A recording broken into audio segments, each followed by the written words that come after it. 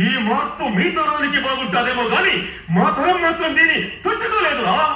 సీమలో పండాల్సింది పంటలు కాదు, పంటాలు. ఈ రాయలసీమలో పుట్టి భగవాన్ని మట్టి గిరిపించలేనోడు బ్రతికినోడైనా సచ్చినాలతో సమానము. ఇన్ని దినాలు ఈ ఎవిటి బతుకు యాదానికి బతికినాలో తెలుసునా?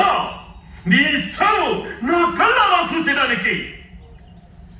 నా చెవులు నీ కొట్టే జయ ద్వారాలు వినకూడదురా. నేను శీఘ్రమైపోవాలా. నా కళ్ళు నీ విజయాన్ని చూడకూడదురా.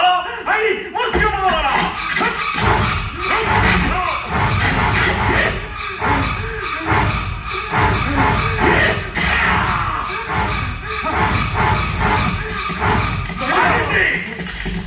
సమరసింహారెడ్డి, ఈ వీర రాఘవరెడ్డి